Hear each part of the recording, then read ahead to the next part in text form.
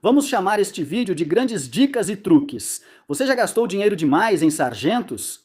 Dinheiro demais em blocos de lixa de diferentes formas e tamanhos? Já pensou em transformar um daqueles seus sargentos F baratos em um sargento de boca larga, facilitando alcançar o meio de uma superfície ao prender algo? Bom, se você já pensou nisso, fica por aqui porque eu enchi este vídeo de dicas e truques sobre lixamento, sargentos e armazenamento de ferramentas do começo ao fim. Vamos lá! Essa dica é bem boa e até combina com o lugar onde eu estou agora. Se nesse frio você deixou sua cola na oficina, lá fora, e não sabe se deve jogar fora ou começar de novo. Bem, espere um pouco. Antes de começar a reabastecer com o pote que você guarda dentro de casa, aqui vai um teste. 2 peças de madeira dura. É muito fácil, grão longo com grão longo. Colhe-as juntas, prenda com o sargento, não muito forte, apenas como você normalmente faria, e depois deixe por 24 horas ou mais. Você decide, deixe isso de lado até tomar sua decisão. E até você saber, leve a pote grande e volta para casa. E depois que tiver curado por 24 horas, bata com um martelo.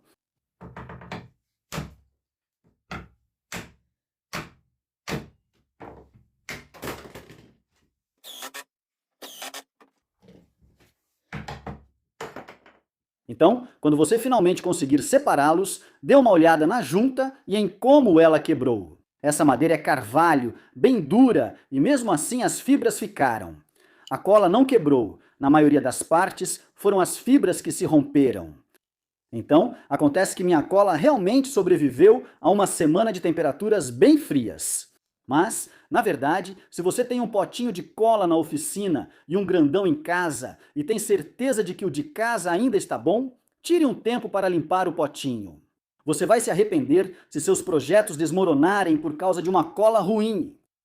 Essas tiras magnéticas dividem opiniões, mas são uma forma fácil de guardar ferramentas. Mas há 2 problemas. Primeiro, ao fazer a parede com ripa francesa, expliquei que elas não aproveitam bem o espaço, pois só permitem uma camada de ferramentas na parede. Por isso, uso essas tiras de forma diferente. Eu coloco essas tiras na lateral da minha bancada de trabalho ou na lateral da bancada portátil que eu uso. Assim, quando estou pegando ferramentas específicas para o trabalho que estou fazendo, posso deixá-las ali presas. Não é questão de eficiência de armazenamento, mas sim do uso e facilidade de acesso às ferramentas que você usará. Em vez de deixar todas espalhadas pela bancada, fazendo barulho e rolando de um lado para o outro, você pode prendê-las em uma dessas tiras e pegar cada uma conforme precisar. Como marceneiros, gastamos muito tempo polindo a parte de trás dos formões para deixá-la plana e nos orgulhamos do acabamento espelhado. E bater os formões nessas barras não ajuda em nada nesse trabalho. Então aqui vai uma dica. Quando comecei a fazer caixas de joias, dava para encontrar uma espuma que você colocava no fundo, que tinha um acabamento de feltro por cima e era perfeita. Pararam de fabricar isso, ou pelo menos não encontrei mais. Então fiz a minha. Comprei espuma e cobri com tiras de veludo autoadesivas. Elas vêm no tamanho A4. Tenho certeza de que podem vir em tamanhos maiores. Mas eu acho que essa é a maneira perfeita de evitar que seus formões sejam danificados. No final das contas, tudo o que você precisa fazer é enrolar um pedaço ao redor da barra, e isso vai proteger qualquer coisa que você colocar nela do contato metal com metal. Vou te mostrar. Basta tirar o papel protetor, ela é bem adesiva. O acabamento é macio, então é metal com metal e não precisa se preocupar por ser grosso a ponto de o ímã perder eficácia. Cubra eles com isso e pronto, está tudo certo. Beleza, para a próxima dica, vamos falar sobre grampos. Este é um grampo tipo F barato com cabo vermelho. Eles são bons para iniciantes e provavelmente você vai acabar preferindo outro tipo de grampo conforme for ganhando experiência na marcenaria, mas vai perceber que esses aqui continuam no seu oficina por um tempo surpreendentemente longo. Mas eles têm suas falhas. Uma delas é a profundidade da garganta. Esses grampos têm uma profundidade bem rasa. A profundidade nesse formato de F é de cerca de 100 milímetros. Ao prender 2 peças de madeira, esse é o alcance máximo possível.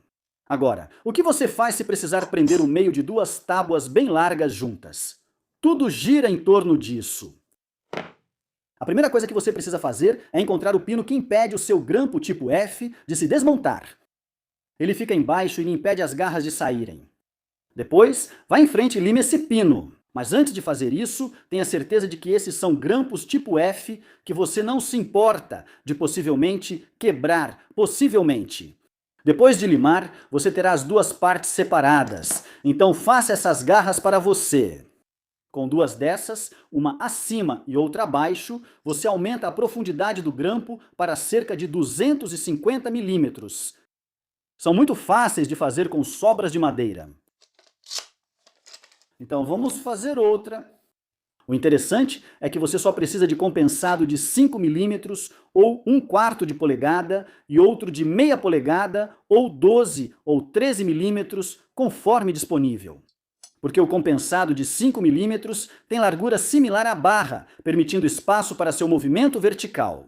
Não acho que o formato importe muito, desde que tenha espessura suficiente atrás, na barra, e sobressaia na frente. Algumas áreas ainda precisam de melhorias. Esta está bem grosseira. Isso deve ser plano e livre de saliências ou madeira áspera, pois será a parte em contato com sua peça e precisa ter material suficiente atrás após reservar espaço para a barra de fixação. Colei e parafusei essas partes como um sanduíche. Vou te mostrar. Então eu só vou fazer meu formato básico 3 vezes, uma vez na folha de 1/4 de polegada e depois 2 vezes na de meia polegada. E então use o que você tiver para cortar isso. Eu vou usar uma serra tico-tico, provavelmente é o melhor para contornar as curvas. Se não tiver serra tico-tico, faça curvas mais retas com serrote e depois passamos na lima para ajustar. Agora, com as 3 peças de tamanho e formato parecidos, coloque a mais fina entre as duas mais grossas, formando um sanduíche. Você precisa deixar espaço suficiente para a barra, mais próximo da ponta, mas não muito longe. Então vamos apenas desenhar isso na menor. Podemos ajustar após cortar e só remover essa seção. E agora, antes de arrumar tudo, vamos juntar todas as partes, parafusar e garantir que nada vai sair do lugar antes de acertar todas as bordas.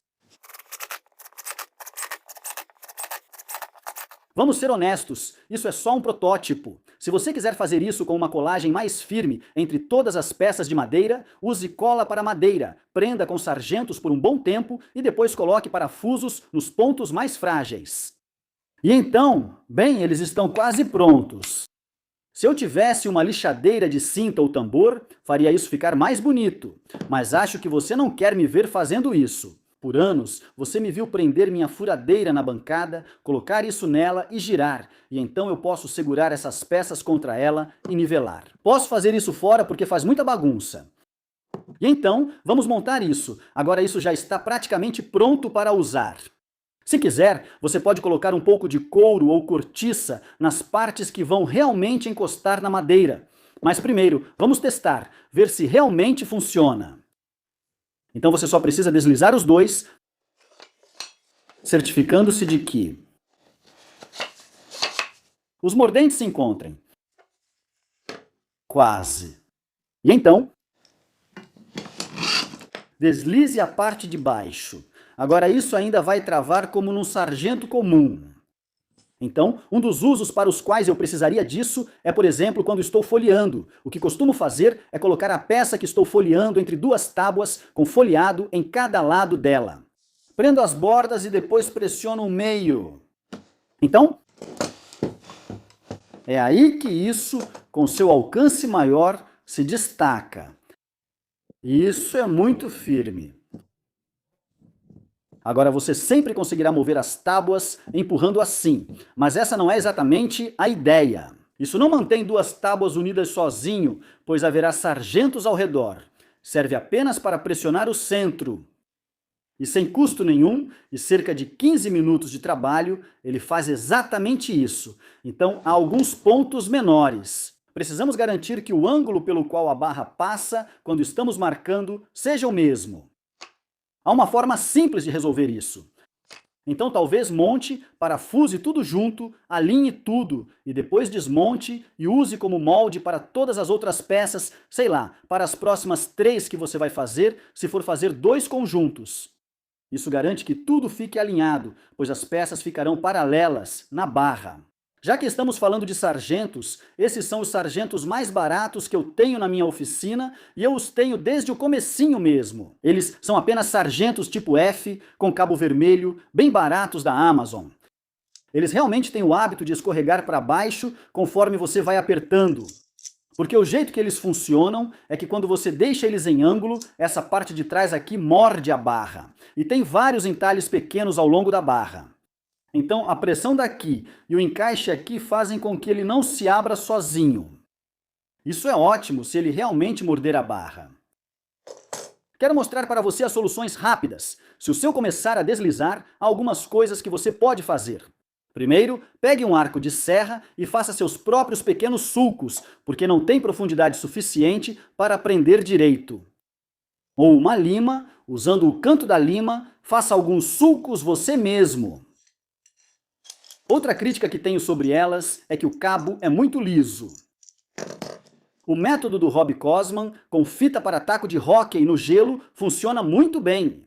Enrole, coloque algumas partes aderentes por dentro, um barbante ou apenas uma fita torcida. Cumpriu o papel. Só quero te mostrar uma alternativa rápida. Isso é um forro de gaveta. Eu uso para lixar. Basicamente, é só um tapete de borracha. E tudo o que vou fazer é só cortar um pedaço dele, na largura do cabo, e depois só enrolar e colar. Eu sei que nesse mundo da marcenaria, cada um tem um orçamento diferente, mas se você não quiser passar por toda essa trabalheira, é só pegar alguns desses. Tem um link na descrição. Tem para tudo que eu tenho, porque sinceramente, se eu uso e continuo usando, é porque realmente vale a pena. Agora você pode segurar com a mão e ter firmeza sem precisar fazer esforço.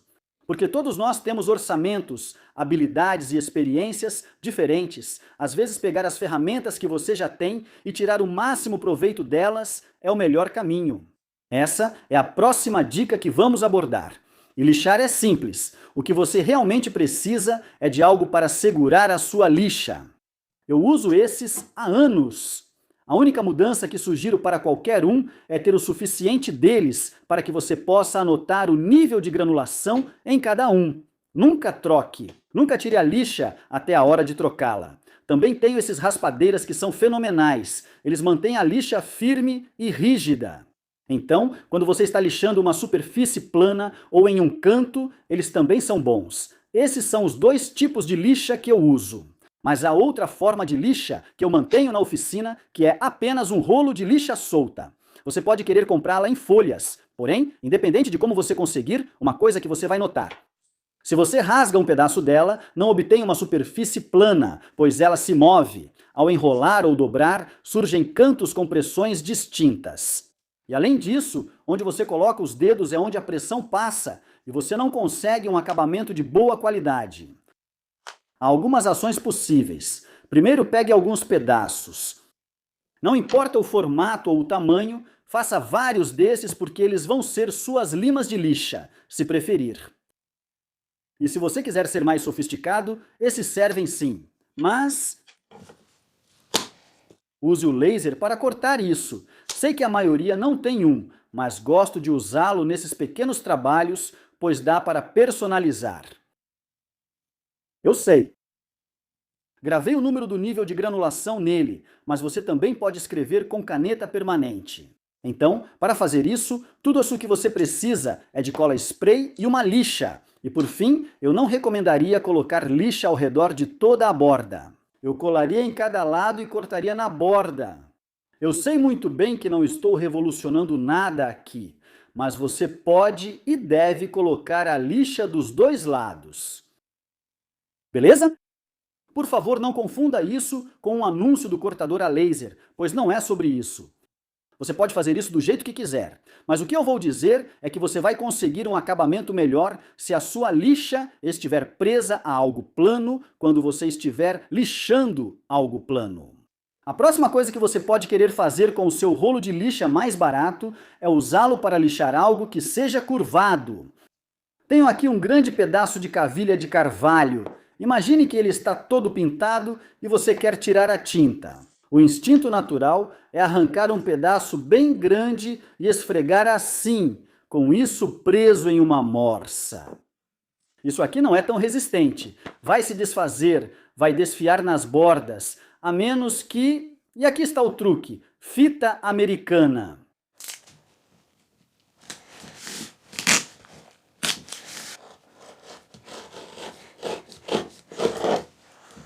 Corte ao meio.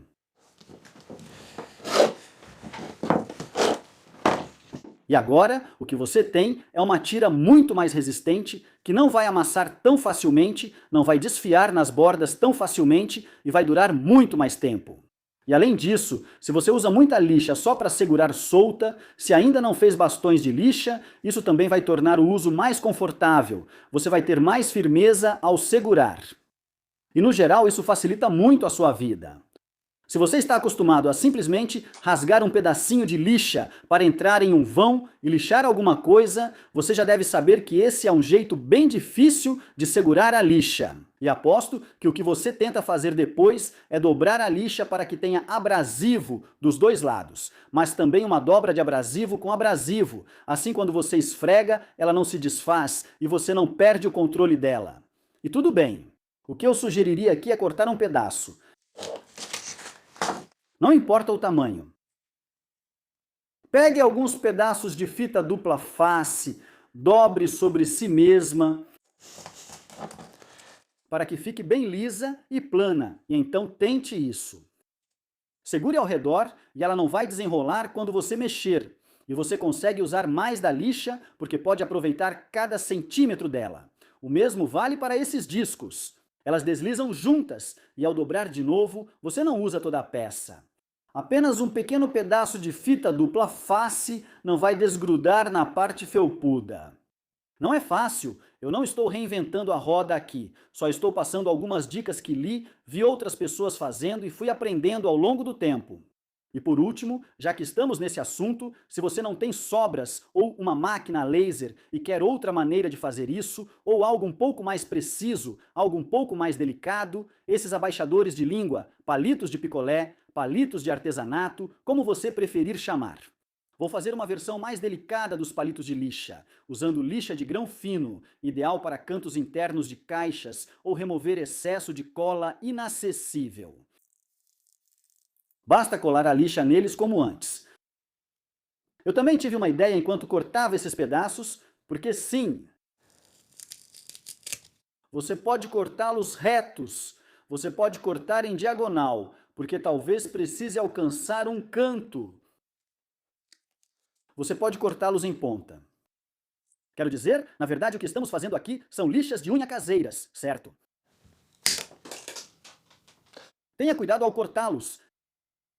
Isso pode acontecer. Acho que provavelmente é um sinal. Ferramentas e acessórios do vídeo, links na descrição. Confira também o site Start Making Woodworking, que reúne links, blogs e detalhes sobre ferramentas, sempre atualizado com novos conteúdos. Vou fazer outro vídeo porque já tenho 3 ou 4 dicas e truques para ele. Se tiver algo assim que valha a pena, coloque na descrição ou envie por e-mail para compartilharmos com todos. Você pode ganhar uma menção em um dos vídeos. Se gostou e é sua primeira vez no canal, confira este aqui. Se você curte dicas de fixação, confira este vídeo antigo com mais detalhes. Vale a pena ver. Obrigado por assistir. Te vejo lá!